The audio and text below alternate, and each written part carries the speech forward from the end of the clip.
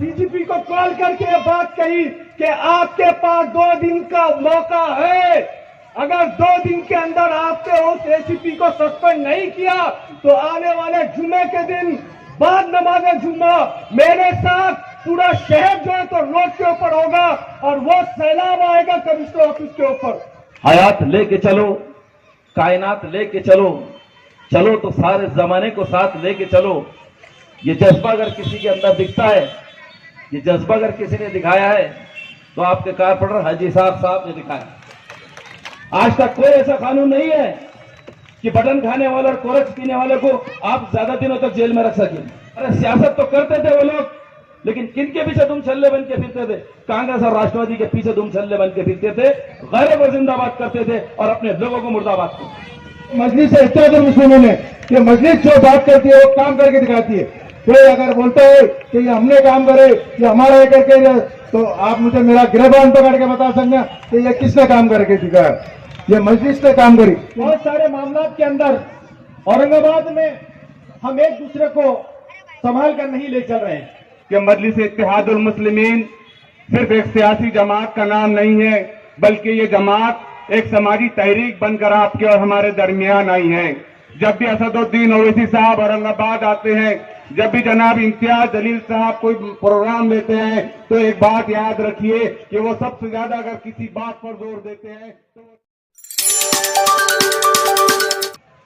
धुआंधार जनाब शोला बयान, जिनका नाम सैयद आरिफ हुसैनी साहब से मैं कहूंगा कि वो माइक पर आए और अपने ख्यालात का इजहार चंद मिनटों में करें। अस्सलाम वालेकुम। हयात लेके चलो, कायनात लेके चलो, चलो तो सारे जमाने को साथ लेके चलो। ये जज्बा अगर किसी के अंदर दिखता है, ये जज्बा अगर किसी ने दिखाया है तो आपके कारपोरेटर हाजी साहब ने दिखाया। अजीज साथियों और दोस्तों, आज का यह प्रोग्राम तरक्याती कामों के आज इफ्तिताह का है और हाजी साहब ने आपके वार्ड के अंदर वो तारीखी काम करके दिखाया है जो आज से 20 साल पहले कभी किसी ने करने का सोचा भी नहीं था। पानी की पाइपलाइन का काम, ड्रेनेज लाइन का काम, उसी के साथ कंक्रीट का काम और गवर्नमेंट की कई स्कीमें और मेडिकल कैंप, हर बार हम मेहमान बन के आते रहे और उनके कामों को हमने यहां पर देखते रहे। यह क्या वजह है कि हाजी साहब मुंतखब होने के बाद मुसलसल काम करते चले आ रहे हैं। और मैं ये भी कहूंगा कि मजलिस इत्तेहादुल मुस्लिमीन से आपने जितने कारपोरेटर को चुन के दिया था, सबके सब कारपोरेटर ने ईमानदारी से और दयानतदारी से अपने अपने वार्डों में काम किया है। और जब से 5 साल के अंदर का वक्फा जो इमाम के कारपोरेटर ने गुजारा है, उससे पहले का भी आप जरा जायजा लीजिए। वार्डों के अंदर पीने के पानी में गंदा पानी आता था, ड्रेनेज लाइन की बहुतायत थी और रोड तमाम टूटे हुए थे और सत्ता में बैठे हुए लोग सिर्फ सत्ता के नशे में चूर थे। ऐसा नहीं है कि इमाम आने से पहले शहर के अंदर सियासत नहीं थी। ऐसा भी हरगिज नहीं है कि इमाम के कारपोरेटर चुन के आने से पहले इस औरंगाबाद के अंदर कारपोरेटर नहीं थे या वो सियासत नहीं करते थे। याद रखो अजीज साथियों और बुजुर्गों, वो वक्त का दौर में याद दिला रहा हूं कि सियासत तो होती थी लेकिन बांझ सियासत होती थी। वो सियासत बांझ सियासत थी। संसार तो होता था लेकिन नतीजा कुछ नहीं निकलता था। लेकिन जब आपने 25 कारपोरेटर 26 चुन के दिया, शहर का नक्शा बदल के रखा है उन्होंने। ये आपके औरंगाबाद की हकीकत। और हमने करोड़ों रुपए के काम वार्डों में कराए हैं, करोड़ों रुपए के तरक्याती काम हुए हैं। तो यकीनन आप लोगों का जहन भी जाता होगा कि जब करोड़ों रुपए के काम कराए हैं तो जरूर इन्होंने माल भी बहुत कमाया होगा। लेकिन एक बात याद रखना कि आप लोगों ने जो मौका हमको चुन के दिया है, काम करने का मौका दिया है, तो ऊपर वाला गवाह है, हमने ईमानदारी और दयानतदारी से काम किया है, पैसे की तरफ कभी पलट के नहीं देखा। ये किरदार रखते हैं एमआईएम पार्टी के कारपोरेटर, ये मियार रखते हैं एमआईएम पार्टी के कारपोरेटर। इल्जाम किसे कुछ भी लगाने दो, इल्जाम किसे कुछ भी लगाने दो, लेकिन हमको मालूम और हमारे दिल को मालूम, हमने ईमानदारी से जमीन पर काम उतार के दिखाया है। उसकी वजह यह है कि बेहतरीन क़यादत आपने चुन के दिए खासदार इम्तियाज जलील साहब की शक्ल में। अभी यहां पर मौलाना ने एक बात कही है कि औरंगाबाद को नशा मुक्त करना चाहिए। नशा मुक्त की बातें कई दिनों से हो रही है, लेकिन आप जरा कभी इसके ऊपर संजीदगी से सोचने की कोशिश करो कि कौन से नौजवान है वो, आने वाले नस्ल का वो कौन सा टोला है जो नशे में गर्क होकर रह गया है। और नशा भी कौन सा नशा जो मेडिकल स्टोर से दस्तयाब होता है, जिसको कभी बटन कहा जाता है, किसको कोरेक्स कहा जाता है, ना जाने इसको क्या क्या कहा जाता है। आज जितने भी जुर्म हो रहे हैं, जितने भी मर्डर हो रहे हैं, जितने भी हादसा हो रहे हैं, सब ऐसे ही नशा करने वालों के हाथों से हो रहे हैं। ये कड़वी सच्चाई है, ये कड़वी हकीकत है। इससे ना आप मुंह फेर सकते हैं, ना मैं मुंह फेर सकता हूं। लेकिन याद रखिए, अगर वाकई में आपको आने वाली नस्लों का दुख दर्द अगर आपके दिल में है, आने वाली नस्लों के अगर मुस्तकबिल वाकई में अगर ताबनाक और कामयाब आप देखना चाहते हैं, तो ये जो मूजी मर्ज नशे का हमारे सामने आके खड़ा है, इसको खत्म करने की बहुत बड़ी जरूरत है। और ये खत्म कैसे होगा? ये मेरे कह देने से, आपके सुनने से खत्म नहीं होने वाला है। ये बीमारी बहुत बढ़ चुकी है नौजवानों के अंदर। हो सकता है मैं भी बात करके चला जाऊं, आप 2 मिनट के बाद मेरी बात को भी भूल जाएंगे, लेकिन जो हकीकत सामने है और समाज के अंदर जो समाज जो बीमार हो चुका है, नौजवान जो नशे में गर्क हो चुके हैं, यह भी एक कड़वी हकीकत है। इसको खत्म करना जरूरी है। तो तमाम अच्छे ख्याल के लोग सामने आइए, और मैं एक मशवरा आपको यहां पर देने की कोशिश करूंगा कि मंशियात की तिजारत को अगर खत्म करना है, नशा करने वाले लोगों की अगर नशे को छोड़ना है और आने वाली नस्लों को अगर आपको बचाना है, तो मास्टर सदन के अंदर एक बिल को पास करना पड़ेगा। आज तक कोई ऐसा कानून नहीं है कि बटन खाने वाले और कोरक्स पीने वाले को आप ज्यादा दिनों तक जेल में रख सकें। इसीलिए ये नशा धड़ल्ले से हो भी रहा है और बेचने वाले इस नशे को बेच भी रहे हैं। तो इसकी सबसे बड़ी जरूरत है कि असेंबली के अंदर एक बिल को पास करना पड़ेगा। और असेंबली के अंदर बिल कौन पास कर सकता है? हमारा अपना चुना हुआ नुमाइंदा पास कर सकता है। वो वक्त हमने खो दिया, वो वक्त हमने खो दिया। तारीख ने वक्त हमको दिया था। अगर असेंबली के अंदर डॉक्टर गफ्फार कादरी साहब होते तो मेरा यकीन था कि ये जो कानून था ये बिल्कुल पास होकर रहता था, क्यों तो कानून असेंबली में बनाए जाते हैं, कानून असेंबली में बनाए जाते हैं। और हमारे पास से अतुल सावे चुन के आए, वो आज मिनिस्टर है। बताओ मेरे को, आपने कभी दूरबीन से उनको अपने इलाकों में देखा क्या? कभी आपने उनको देखा नहीं होगा। क्यों तो मुसलमानों के मुतालबा से उनको कोई सरोकार ही नहीं, मुसलमानों के मसाइल से उनको कोई सरोकार ही नहीं है। इसलिए मजलिस इत्तेहादुल मुस्लिमीन के नुमाइंदों को आप चुनो। मजलिस इत्तेहादुल मुस्लिमीन जितने नुमाइंदों को देती है आपके सामने पेश करते हुए उम्मीदवार, उनको आप चुन के दीजिए। चाहे वो कारपोरेशन का इलेक्शन हो, चाहे असेंबली का इलेक्शन हो, चाहे पार्लियामेंट का इलेक्शन हो, आपको अपने नुमाइंदों को चुन के देना पड़ेगा और अपने नुमाइंदे पे आपको एतमाद करना पड़ेगा, अपने नुमाइंदे पे आपको भरोसा करना पड़ेगा। क्यों तो इससे पहले आपने जिन सियासत का मैंने आपको मिसाल दी है, जो वक्त से पहले की सियासत मैंने आपको बताई है, अरे सियासत तो करते थे वो लोग, लेकिन किनके पीछे तुम छल्ले बन के फिरते थे? कांग्रेस और राष्ट्रवादी के पीछे तुम छल्ले बन के फिरते थे, गैरों को जिंदाबाद करते थे और अपने लोगों को मुर्दाबाद करते। आज हमको सियासत का रुख बदलने की जरूरत है। पहले सियासत जो करते थे, मैं तो साफ लफ्जों में कहूंगा कि वो सियासत नहीं करते थे, सियासत के नाम पे कौम और मिल्लत की दलाली करते थे। लेकिन वाकई में अगर आपका दुख दर्द को समझता है, अगर आपके मुशायरे को कोई समझता है और आपकी आवाज बनके जो उभरता है, आपकी आवाज तो ऐवान में बैठे हुए आपका नुमाइंदा कर सकता है। आपने इम्तियाज जलील साहब को चुन के दिया, आप पार्लियामेंट के अंदर की पूरी स्पीचेस उठा के देख लो, आपने उनको मुंतखब करने का। एक बात याद रखिए, आपको 2014 का पहले का वो वाकया में बताने की कोशिश करता हूं कि जब नरेंद्र मोदी प्रधानमंत्री बना, बताओ हिंदुस्तान के मुसलमानों का क्या हाल था? एक खौफ का माहौल था, एक डर का माहौल था, ऐसा माहौल था कि सोचते थे ना जाने अब क्या होगा। लेकिन हैदराबाद की सरजमीन से मेरे कायद मोहतरम असदुद्दीन अवैसी उठा और उन्होंने आवाज दी कि हमने फिरौन और शद्दाद का भी दौर देखा है, ऐसे कई मोदी आएंगे और कई मोदी जाएंगे, जब हम ऐसा से कमतरी से बाहर निकल के आए, जब हम ऐसा हमसे कमतरी से बाहर निकल के आए, तो मजलिस इत्तेहादुल मुस्लिमीन आपके अंदर कायदाना सलाहियत उभार किए। मजलिस इत्तेहादुल मुस्लिमीन आपकी तर्जुमानी करती है, आपकी आवाज बन के उभरती है और आपके दुख दर्द की आवाज को उठाती है। एक बात याद रखिए, कोई हमारा मसीहा नहीं है। जितनी ताकत आप देखते होंगे, आप भी टीवी देखते होंगे, आप सोशल मीडिया देखते होंगे, आप यूट्यूब देखते होंगे, सिर्फ मुसलमानों के खिलाफ सुबह से शाम तक नफरतें फैलाई जा रही है। क्या वजह है? ऐसा क्या बिगाड़ना मुसलमानों ने? लेकिन एक बात देखिए कि मुसलमानों को गाली देने के बाद गैर कौम मुत्तहिद हो रही है, इसलिए हमको गाली दी जा रही है, इसलिए नफरत की जा रही है। तो इसलिए मैं बार बार कहता हूं कि कोई हमारा मसला नहीं है, हमें खुद अपनी हैसियत मनवानी है। हमको अपने नुमाइंदों पर एतमाद करना पड़ेगा, हमको अपने नुमाइंदे चुन चुन के भेजना पड़ेगा। आपने खासदार इम्तियाज जलील साहब को चुन के दिया, पार्लियामेंट में तमाम आपके हर किस्म की आवाज, हर मजहब की आवाज और हर दबे में कुचले की आवाज उठा रहे हैं। अभी घरकुल योजना के फॉर्म भरे जा रहे हैं। हो सकता है हाजी साहब ने बहुत बड़ा कैंप लगाया था, हर जगह वह कैंप चालू है। मालूम है आपको ये योजना कब से डिक्लेयर हो चुकी है, लेकिन औरंगाबाद के अंदर इस पर काम ही नहीं हुआ था। खासदार इम्तियाज जलील साहब पिछले मार्च के अंदर इन्होंने उठा और इसके माहिदा उसका जायजा लिया, तो मालूम हुआ कि ना तो इसके ऊपर कोई काम हुआ, ना इसके ऊपर अमल आरी हुई और न ही ये काम होने जा रहा है। इम्तियाज जलील साहब ने उठने के बाद दिल्ली जाकर यहाँ के कलेक्टर को, डिविजनल कलेक्टर को साथ लिया कर पूरी जगह को फाइनलाइज कराया, डीपीआर तैयार किया। 44,000 घर बनने जा रहे हैं। घरकुल योजना के कितने घर बनने जा रहे हैं? 44,000 घर। ये तमाम गुरबाओं को मिलेंगे घर।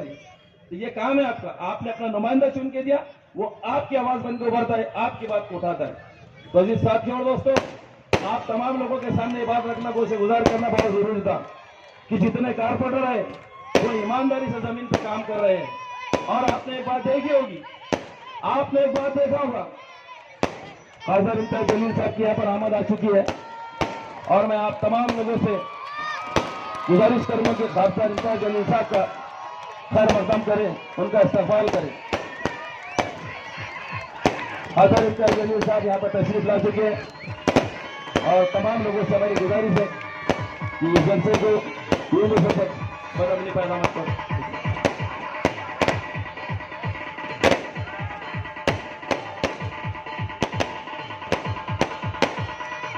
अरे साथियों दोस्तों, आप तमाम लोगों के सामने ये बात रखना, ये बात से गुजार करना बहुत जरूरी है। और एक बात याद रखिए कि जब से आपने 26 कारपोरेटर चुन के दिए, जब से आपने आमदार चुन के दिया है, जब से आपने खासदार चुन के दिया है, मुस्लिम नौजवान, मुस्लिम कौम, मुस्लिम कार्यकर्ता वो आंदोलनकारी बन के उभरा है, वो एक इनकलाबी बन के उभरा है। और इम्तियाज जलील साहब ने जो भी काम किया है, हजारों काम किए, लेकिन कौम और मिल्लत को जमहूरी तर्जुमान से लड़ना सिखाया, आपको सौदे पर उतर कर लड़ना सिखाया है, अपनी आवाज को बुलंद करना सिखाया है, अपने हक के लिए लड़ जाना और डर जाना सिखाया है, जिससे पहले कभी नहीं होता। मैंने आपको बार बार कहा सियासत तो होती थी, लेकिन वो बांझ सियासत होती थी, वो सियासत में कोई दमखम नहीं होता।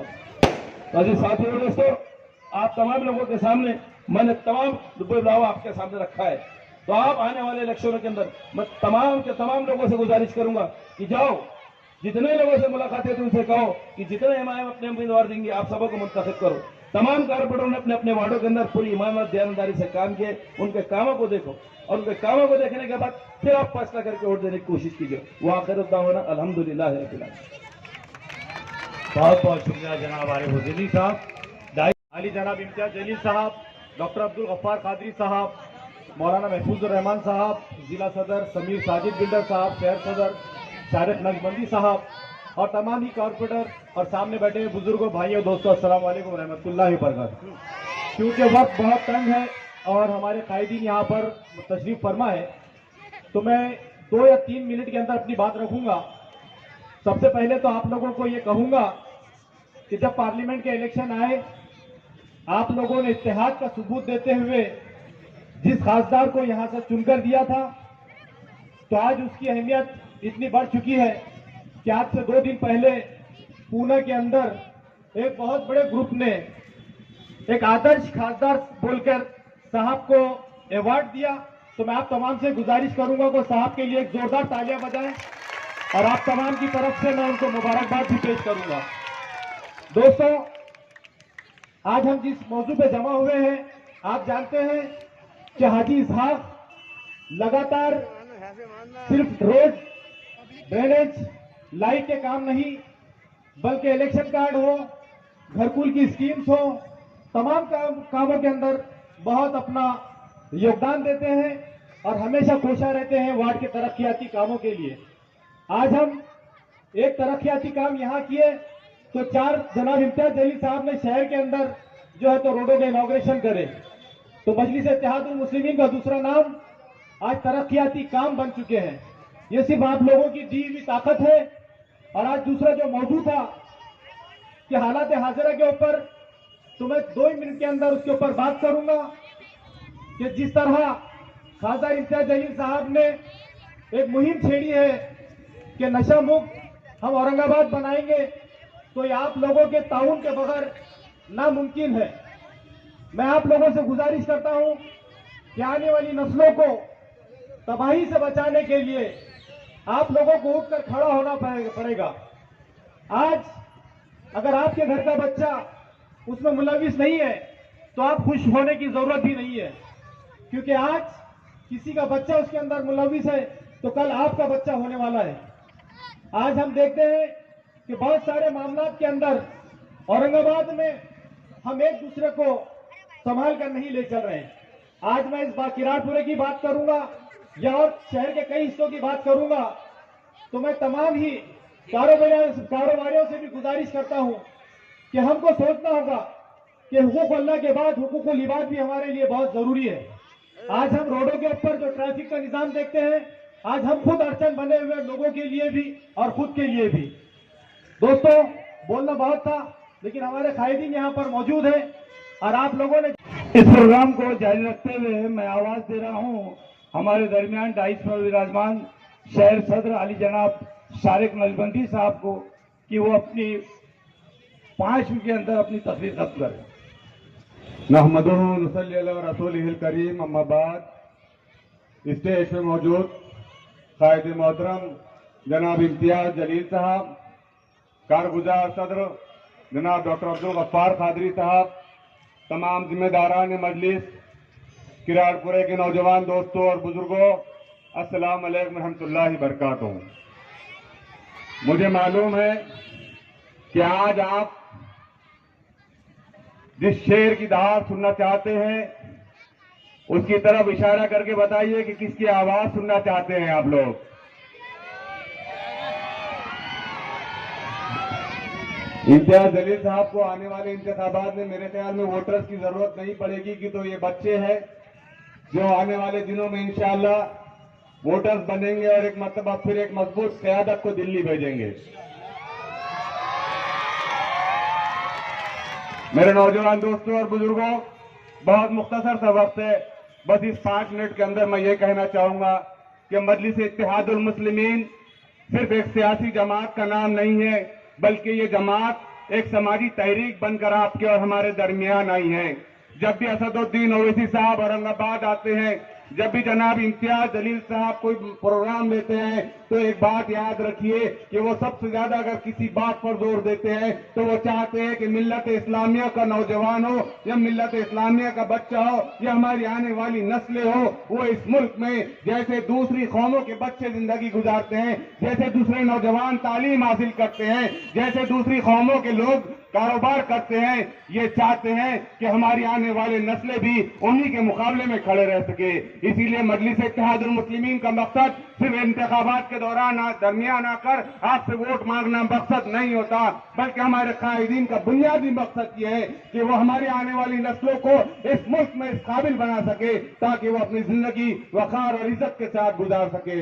मेरे नौजवानों और दोस्तों, किराड़पुरा ये जो वार्ड है, ये एक ऐसा अकेला वार्ड है कि जिसमें सबसे ज्यादा मजलिस इत्तेहादुल मुस्लिमीन को, चाहे वो असेंबली 2014 के मामला हो, चाहे वो असेंबली 2019 का मामला हो, या मेंबर ऑफ पार्लियामेंट के इंतखाबात का मामला हो, आप लोगों ने जिस मोहब्बतों से नवाजा है, मजलिस इत्तेहादुल मुस्लिमीन के जिम्मेदार होने की हैसियत से हम आपके एहसानमंद हैं। हो सकता है कि हमारे से कुछ खामियां कभी कभार हो जाती होगी, आप उसे दरगुजर कीजिए। आज जनाब हाजी साहब ने जो आपके वार्ड में तरक्याती काम किए हैं, यकीन जानिए ये एक ऐसा कॉर्पोरेटर है हमारी जमात में जो 24 घंटे इस फिक्र में लगा रहता है कि कौन सी स्कीम आई है, कौन सी पॉलिसी आई है कि जिसके लिए ये किराड़पुरे के साकिनान को फायदा पहुंचा सके। 1 करोड़ रुपए के कामों की मंजूरी मिली थी और आज 60 लाख रुपए के कामों का इस्तकबाल इनॉग्रेशन किया गया। तो ये क्यों हो रहा है? ये इसलिए हो रहा है कि आपने एक अच्छी और सच्ची क़यादत को चुनकर भेजा है। हम उम्मीद करते हैं कि आने वाले दिनों में जब भी आपको अपनी क़यादत को चुनने का मौका मिलेगा, आप सबसे पहले मजलिस इत्तेहादुल मुस्लिमीन के नुमाइंदों को चुनेंगे इंशाअल्लाह।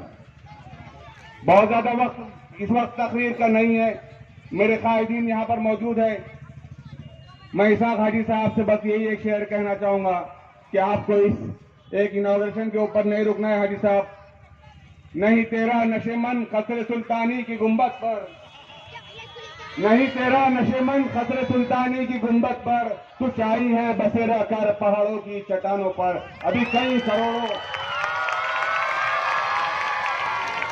इस शेर का मतलब यह है कि अभी करोड़ों रुपए के तरक्याती कामों को इस हाजी साहब को इस वार्ड में अंजाम देना है इंशाल्लाह। और पोस्ट होल्डर्स और किराड़पुरे के मेरे दोस्तों बुजुर्ग, अस्सलाम वालेकुम। मैं मुबारकबाद देता हूँ हाजी इसाक साहब को कि जिस तरीके से पिछले 7 साल से लगातार उन्होंने अपने वार्ड के अंदर तरक्याती काम किए। जब 3 साल पहले बॉडी डिसॉल्व हो गई थी, उसके बाद भी लगातार हाजी इसाक साहब अपने वार्ड के अंदर काम करते रहे, लोगों के लिए जुस्तजू करते रहे, मेडिकल कैंप करते रहे, आधार कार्ड के कैंप करते रहे, वोटर आईडी के कार्ड के जो है तो कैंप करते रहे। मैं मुबारकबाद देता हूं जनाब हाजी इसाक साहब को कि आपने बखूबी अपना फर्ज को अंजाम दिया और आवाम की खिदमत करते रहे। जब स्टेज के ऊपर इम्तियाज जलील साहब मौजूद हो तो किसी और की बात आवाम नहीं सुनना चाहती, ये बात मैं जानता हूं। 2 बातें कहकर अपनी जगह ले लूंगा। पहली बात यह है कि इम्तियाज जलील साहब की क़यादत को हम क्यों सलाम करते हैं, उसका एक छोटा सा नज़ारा आपके सामने रखता हूं। पिछले दिनों में जब MSc DCL के जो कर्मचारी थे, वो सारे कर्मचारी उनके ही भड़कल गेट के ऑफिस के ऊपर, मिल कॉर्नर के ऑफिस के ऊपर धरने के ऊपर बैठे। वो धरने के ऊपर इसलिए बैठे थे कि गवर्नमेंट MSc DCL को प्राइवेटाइज करना चाहती थी और उसके विरोध में वो कर्मचारी जो है तो वहां पर धरने पर बैठे थे। औरंगाबाद के तमाम MLA, तमाम मिनिस्टर उस धरने के अंदर गए, अपनी अपनी बात को रखा, मगर जब मेरा कायद, जब आपका कायद, जब हमारा इम्तियाज जलील साहब जब उस धरने के अंदर पहुंचा, जब वहां पर जो है तो इम्तियाज भाई ने अपनी बात को रखा और कहा कि अगर हुकूमत ने MSc DCL को प्राइवेटाइज किया तो मैं ही नहीं, मेरे साथ पूरा शहर रोड के ऊपर आएगा। जब इम्तियाज भाई ने इस बात को कहा और इम्तियाज भाई जब वहां से निकले, एयरपोर्ट तक पहुंचे नहीं थे, तो गवर्नमेंट की तरफ से एक लेटर, डिप्टी CM की तरफ से एक लेटर जो है MSCB के कर्मचारियों को मिला कि हम MSc DCL को प्राइवेटाइज नहीं कर रहे, आप इस धरने को खत्म करिए। ये है मेरी और आपकी हुकूमत की ताकत कि जब पूरे MLA वहां पर पहुंचे तो गवर्नमेंट ने हलचल नहीं की, मगर जब मेरा कायद वहां पर पहुंचा और जब उन्होंने अपनी बात को रखा तो 1 घंटे के अंदर हुकूमत हिल गई और हुकूमत ने कहा कि नहीं, MSc DCL को प्राइवेटाइज नहीं किया जाएगा। पहला वाकया। दूसरा वाकया, जब औरंगाबाद शहर के अंदर एक ACP ने हमारी एक बहन के साथ गलत हरकत की, तमाम सियासी पार्टियों के नुमाइंदे उनके घर पर गए, कमिश्नर के पास गए, लेटर दिया, मेमोरेंडम दिया कि इसको सस्पेंड करो, इसको ड्यूटी से हटाओ, ऐसे करो, वैसे करो। जब मेरा कायद जाता है, तमाम उसके परिवार वाले उनसे आके मिलते हैं। इम्तियाज जलील साहब ने वहां पर ये बात कही थी कि आने वाले वक्त के अंदर ऐसा कोई हादसा न हो, और साथ ही में ये जो एसीपी ने इस हरकत की है इसको मैं सस्पेंड करवा के रहूंगा। आप देखिए मैं क्या करता हूं, आप बस मेरे साथ रहिए। मेरा कायम जब इम्तियाज जलील साहब ने डीजीपी को कॉल किया और डीजीपी को कॉल करके ये बात कही कि आपके पास 2 दिन का मौका है, अगर 2 दिन के अंदर आपने उस एसीपी को सस्पेंड नहीं किया तो आने वाले जुमे के दिन बाद नमाज जुम्मा मेरे साथ पूरा शहर जो है तो रोड के ऊपर होगा और वो सैलाब आएगा कमिश्नर ऑफिस के ऊपर। इसका नतीजा ये निकला कि 24 घंटे के अंदर हुकूमत ने उस एसीपी को सस्पेंड किया। ये है मेरी और आपकी क़यादत की ताकत। मैं सलाम करता हूं इम्तियाज जलील साहब की क़यादत को और अल्लाह रब्बुल इज्जत का शुक्रगुजार हूं कि उन्होंने आज औरंगाबाद शहर को इम्तियाज जलील साहब जैसा एक रहनुमा दिया, एक लीडर दिया जो अपने लिए नहीं आवाम के लिए जीता है, कौम के लिए जीता है, शहर वासियों के लिए जीता है, जिले वालों के लिए जीता है। आज मजलिस-ए-इत्तेहादुल मुस्लिमीन सिर्फ औरंगाबाद शहर के अंदर ही नहीं पूरे जिले के अंदर मजबूत हो रही है।